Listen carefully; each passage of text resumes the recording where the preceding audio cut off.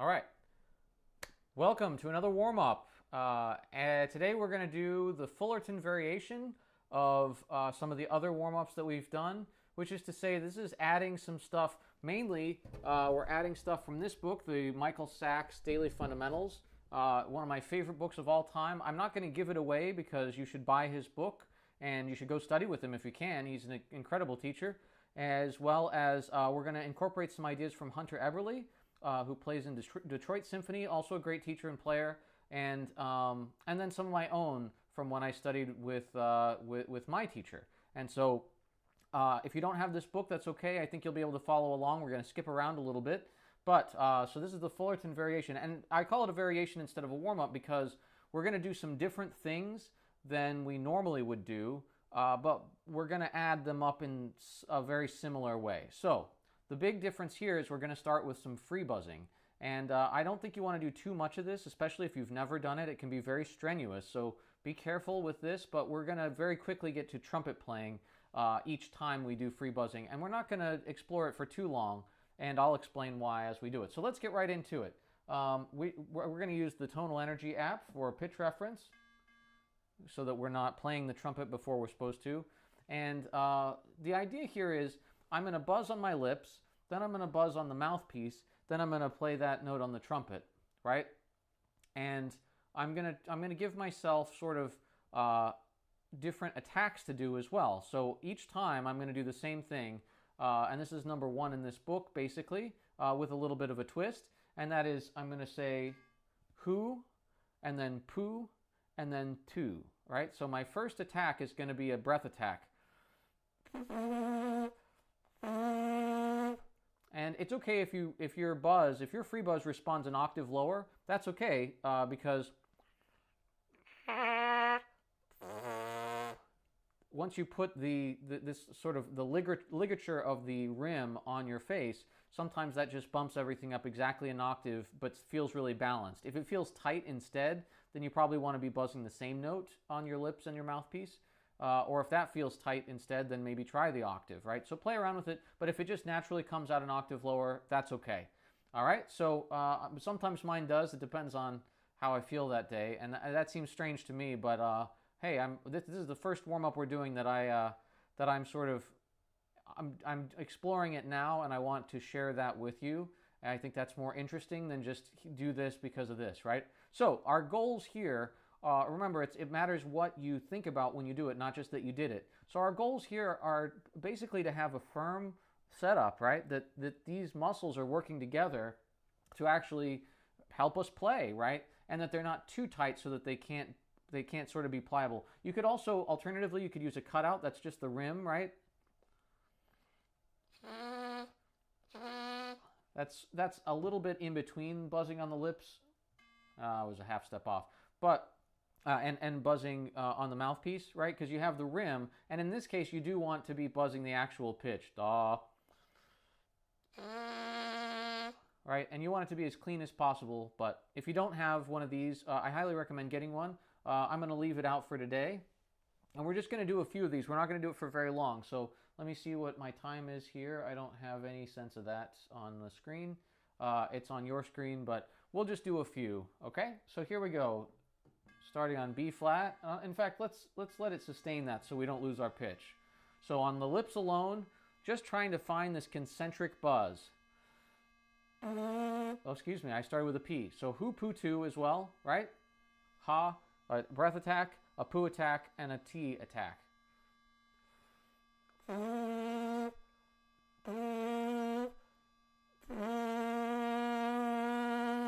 now with the mouthpiece.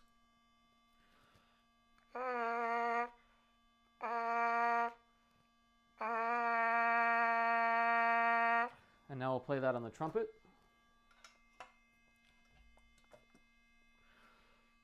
Oh,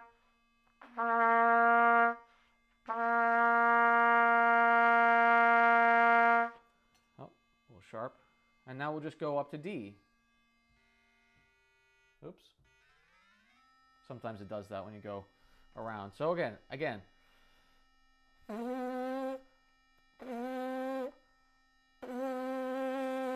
And in fact, this will be easier with a metronome, right? So let's do it with a metronome. Let's do it at 60. We're going to use 60 for the next page anyway. All right. So again, on the lips, on D now. This is B flats, D.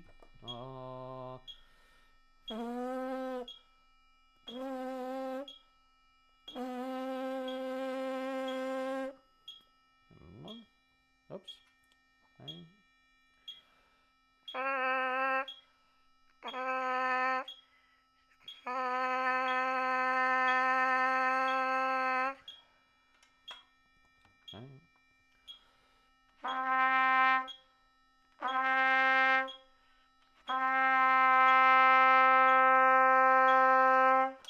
Now I'll move it up to E. 2, ready.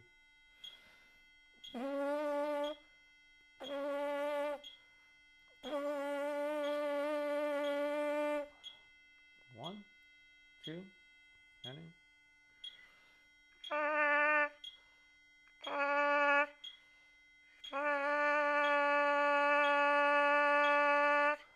And on the trumpet, E.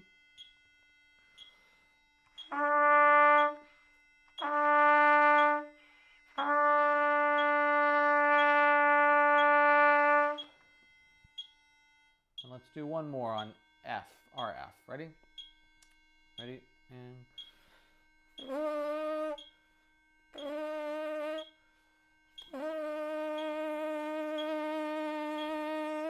And it's okay if it bobbles around like that. When you're just holding it, the mouthpiece will help stabilize. All right?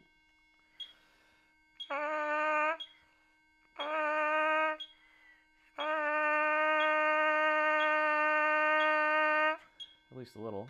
And the trumpet actually helps stabilize even more. 2, right?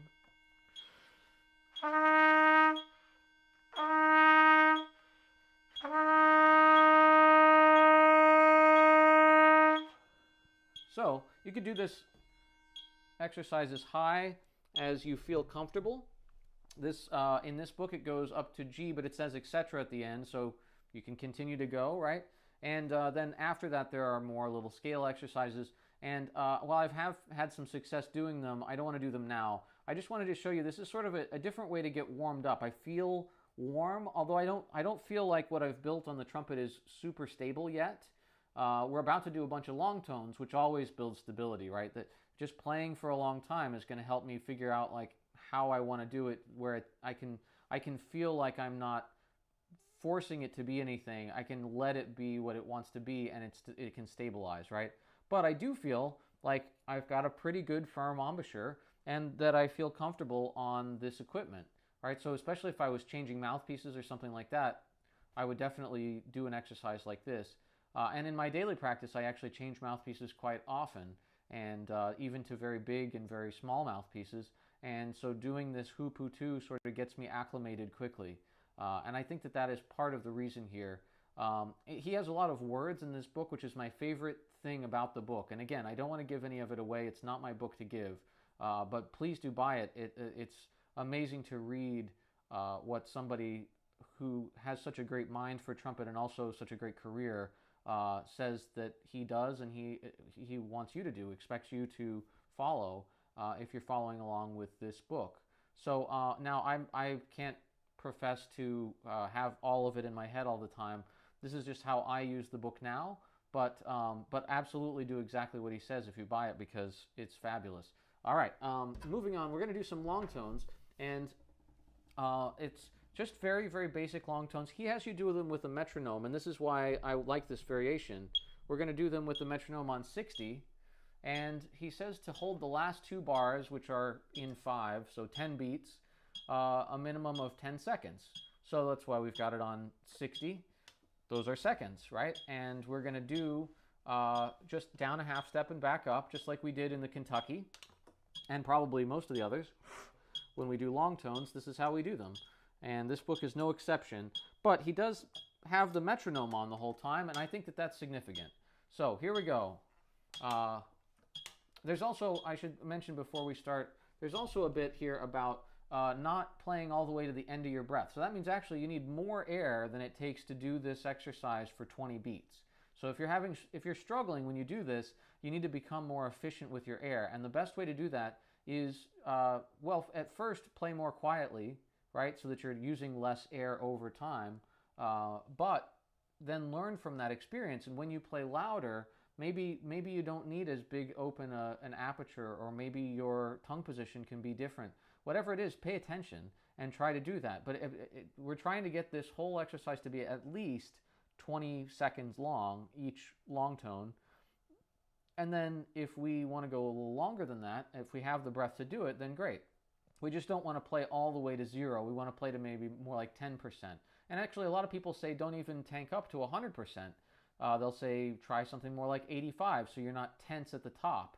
I haven't found that to be too much trouble either way, but all things to try during this exercise. So we're going to do a lot of long tones now, and I won't talk very much probably between them, but they're the standard things. You're listening for your best sound. You're trying to make it as efficient as it can be with that best sound. We're paying close attention to our intonation and our sound, just making sure that it's stable, that we're not wavering around a lot. And yeah, and I'm basically just trying to relax into these to make sure that I'm doing exactly what I need to do, and I'm not doing too little or too much in order to play the trumpet. So here we go. We're just going to do a whole set of G down to low G long tones. At 60 beats per minute, 20 beats per plus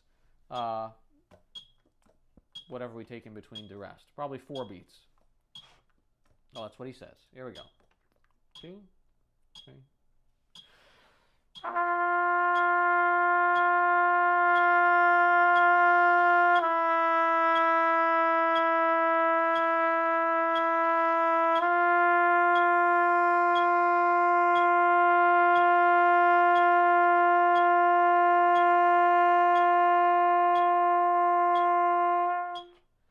I didn't like my tone very much there.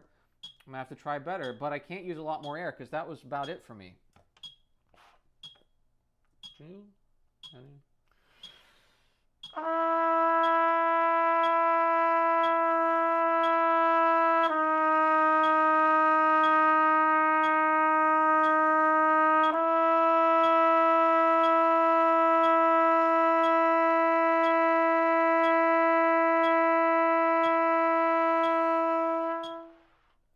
You can see these are bars of 5, so if it feels funny to you why we're going 1 extra beat, that's why. Here we go. F. 1, 2. I guess I should count it off in 5. 2, 3, 4.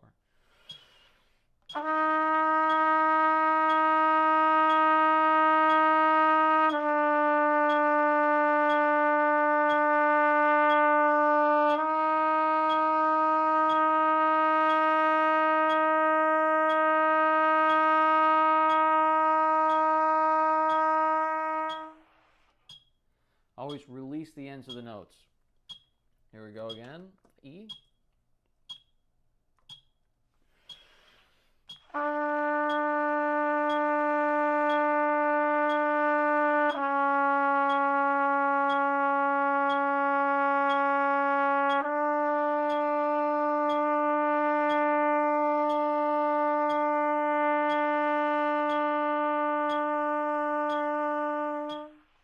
You don't want to add any vibrato. I got a little wavery at the end. It wasn't vibrato, it's just me being bad. But we really want to make sure we're controlling that straight tone, that we feel comfortable with it. All right, here we go. E flat.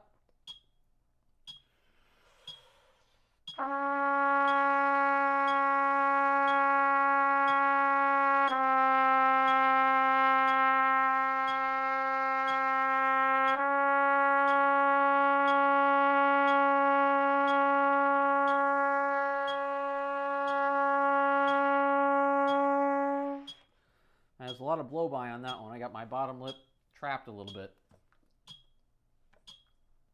And this is D. 2.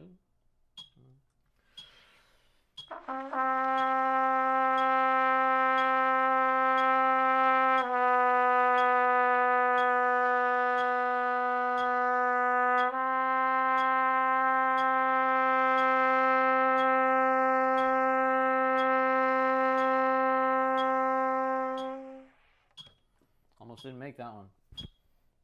Try to relax a little more, see if that helps. Ready?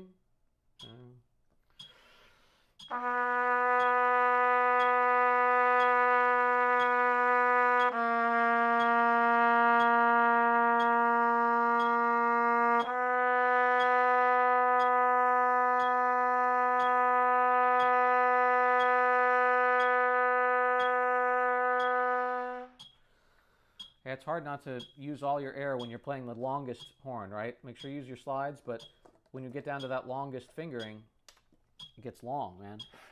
All right? And that relaxation did help, but I also need to pay attention just to the breadth of my sound. It needs to be much, much bigger without much more volume. So here we go. On C, 2, ready?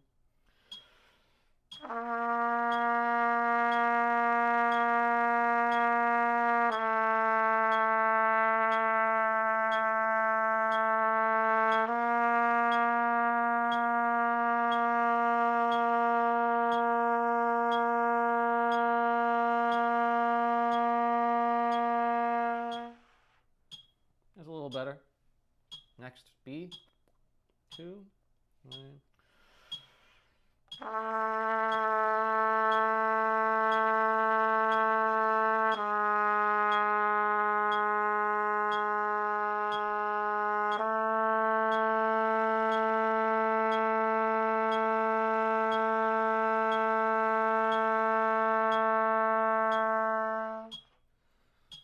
If you're having trouble with a little bit of waver in your tone or always wanting to add vibrato, focus on the support more than anything. Keep your lips in a relaxed, vibrating state and focus on the support. Sometimes it's muscle, but a lot of times it's just the consistency of the air.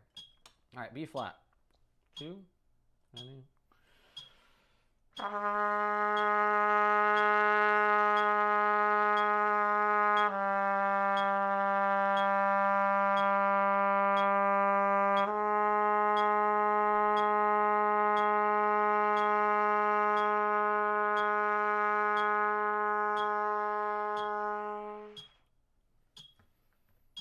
And now A, 2, 9.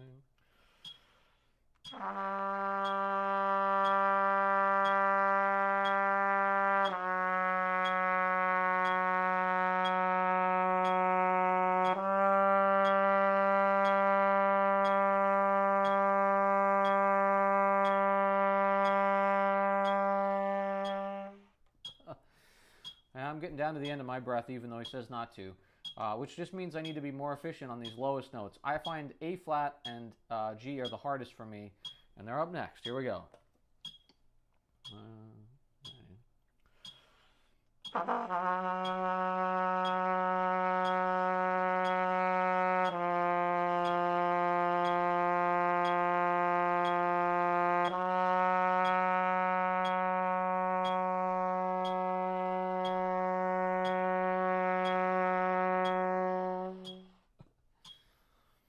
And one last one, G and F sharp. 2,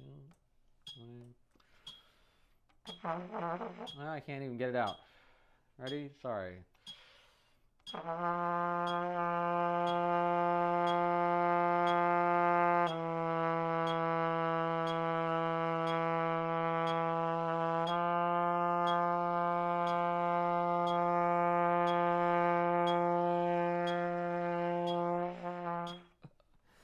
I just ran out. And so let's talk about that last one real quickly while we rest. Yeah, I mean, if my warm-up has, I'm trying to come in on these low notes and it's just not working for me, then I need to build some bridge in between. Just trying to do it over and over and putting pressure on myself isn't necessarily going to help. So I might add in something like, what worked well? Let's say D was okay.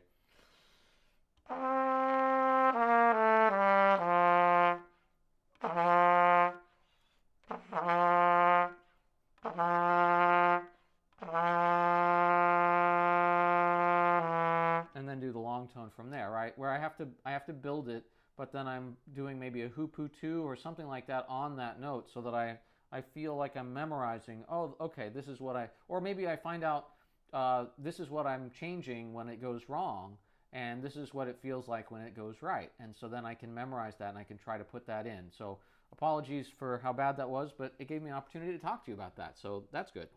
All right, the next exercise in this book we're not going to do. This is an interval exercise, but again, excellent.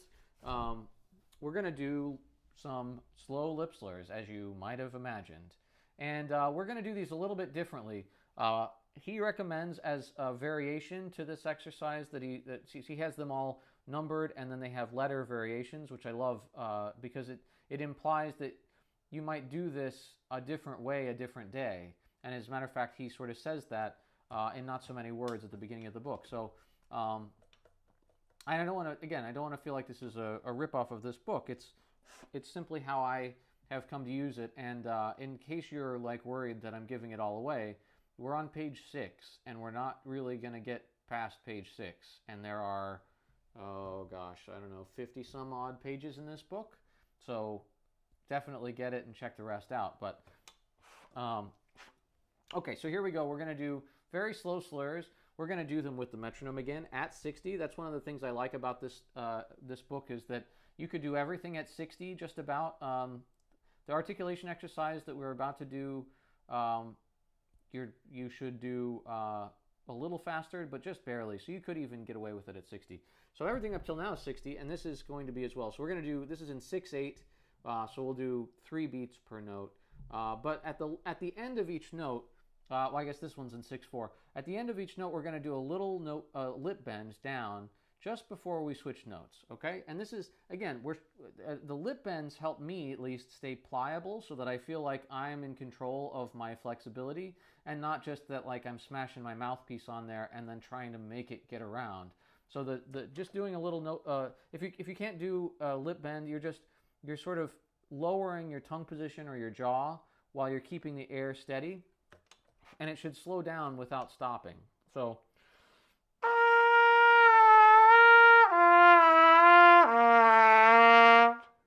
is basically what we're going to do on all the different partials, right? But a little faster and in time this time. Okay, so here we go.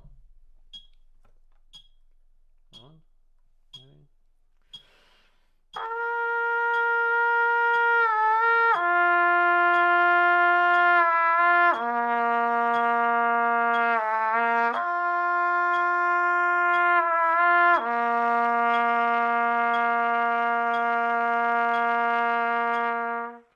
Now we just do it down a half step. Same exercise. Join me. 2, ready?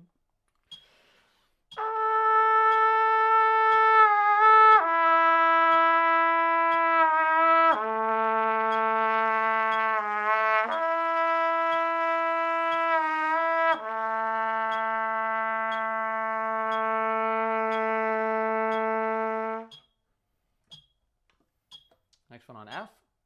1, 2. Excuse me, on B flat. Sorry, let's start it together. 2, 1. Ready?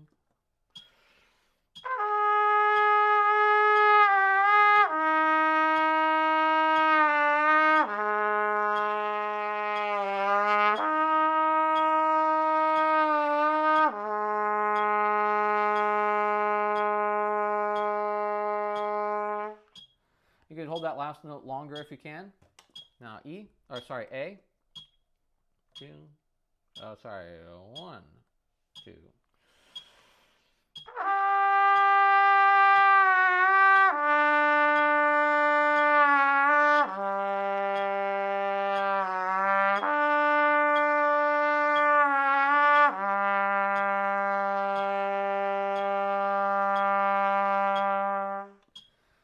I find this one hard to do and maintain the tongue position I want, so that's my struggle here. But just try to make it as smooth as possible no matter what. A flat, 2, 1, 2.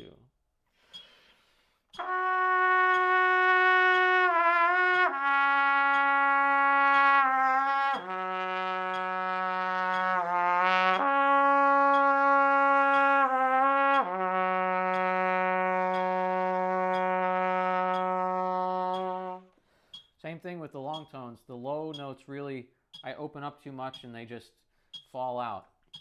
Something I can work on. All right, G with a false fingering of G. Sorry, of low G. 1. Ready?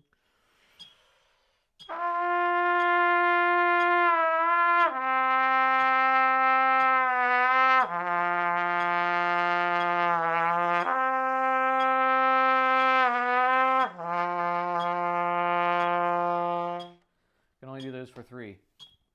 All right, the last one, F sharp. 1 and ready.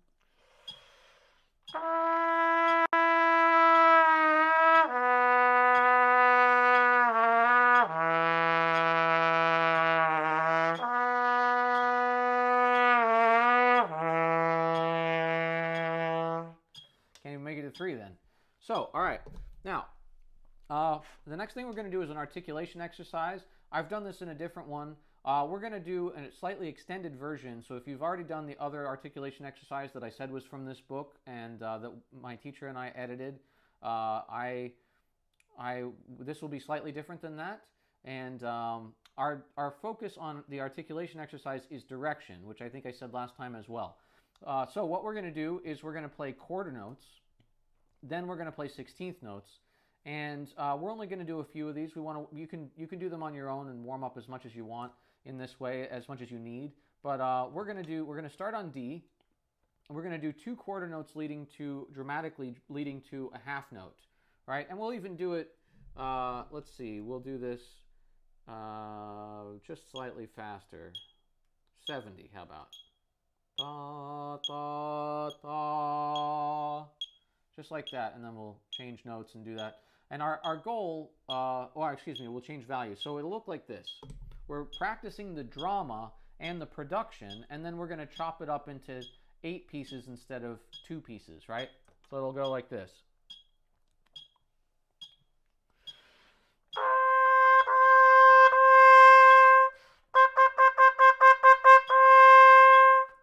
Right? And each one of them will be just like that. It's actually a little fast, if I'm honest. It's been a little while since I did it with a metronome. Let's do it at 62. It's a weird enough tempo, right? Here we go. So we'll do D together, and we're just going to go down by half step. D flat, C, B, B flat. We'll stop at some point. All right? 1, 2, 3.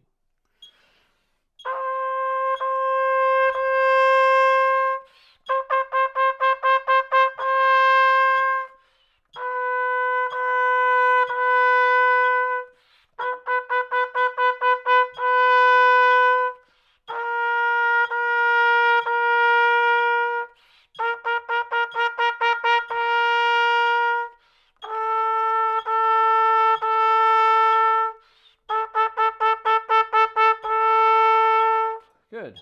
All right, now we've done that. Can we do it piano now? Because we've been using dynamic a little bit to be dramatic, but can we just use color and keep it quiet? So let's try that, starting on B flat and going, continuing. 2, ready?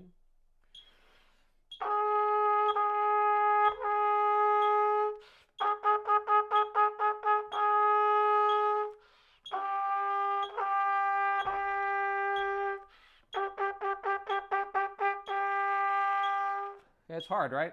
So you can do a lot with this exercise. I just want to give you a taste of it.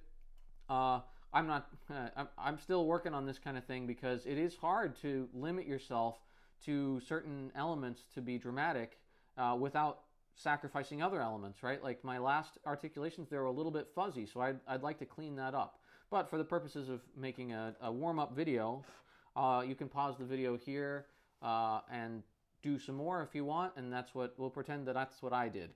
So now he's got some slightly faster lip slurs, and there's nothing particularly scary or ominous about this. One thing I like about this book that the Schlossberg book also does is it often will say, don't do this fast in a lot of different ways.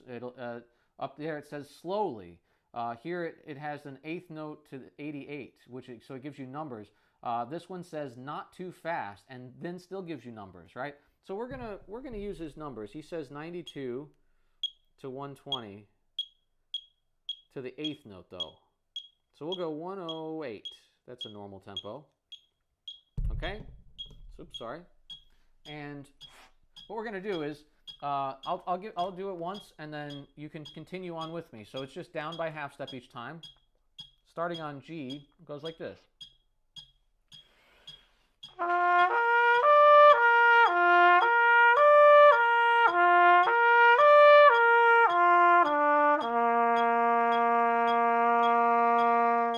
Right? And we're just trying to make this absolutely feel like one blow all the way through, and then just to settle on that low note, because we keep ending up on these low notes, and we want those to be a part of the rest of the range. So if I just sort of loosen everything up, like I sometimes do on my A flats and Gs, it's not gonna connect back to the rest of the register. But if I can stay firm, then I'm gonna be good. So here we go. This is now F sharp, and you'll have to put that third in there, right? That D sharp. But it's just an arpeggio, so do it by ear or by the book. And 1, 2.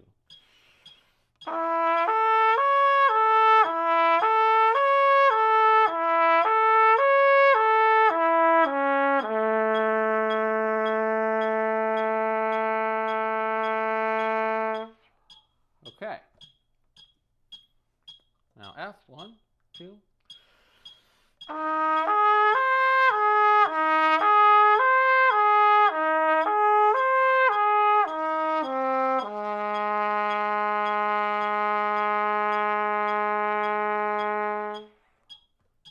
Trying to keep things stable down there. If you look actually in this book, he talks about both not spreading and sagging, but also that you're not pushing the upper register. And I think that's a different way of saying keep it all the same, right? Keep it all working together. It's okay to change things in order to keep it working the same. It's not okay to change things that sound different, feel different, get different results, right? Those are bad things to change. And we don't know what those are we don't read a book to tell us don't do this, do this, change these things, don't change these other things. We experience trying to keep things working the same, and then we can turn our feelers on and kind of say, oh yeah, that's what's staying the same. Oh, this has to change in order for that to stay the same. I see. So this is a very good exercise that's very simple, right? It's not a crazy exercise like some of the other warm-ups that keeps it simple, but absolutely allows you to find that perfect tongue movement, that perfect sort of airflow, that perfect setup, right? So, and the coordination of all those things. So anyway, sorry, I got on my soapbox there. Let's do, I think we're on F. If we're not, we'll do it again. F. No, we weren't. Yeah, we're on E. Sorry, we'll do E. 1, 2.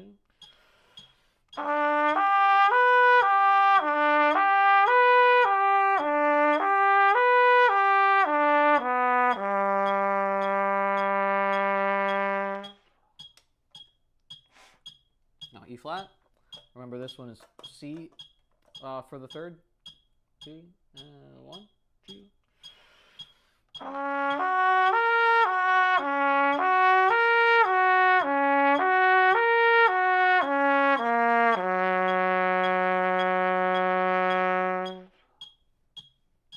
Now we're doing this maneuver for the third, for the next to last note, right? And here I don't think it matters if you play all 1 and 3, he says too, but I think if you wanted to do all the actual slurs, or all the actual fingerings, that'd be okay too, as long as it's unified, right? So we'll do both. How about that? 1, 2.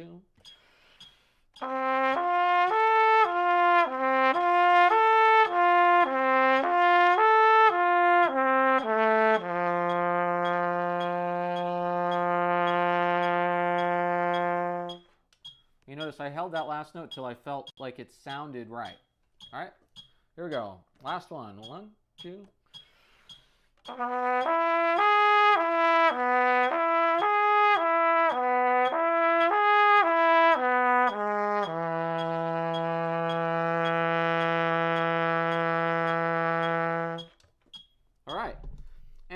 This is actually a good time to say, you could do these in a different order, right?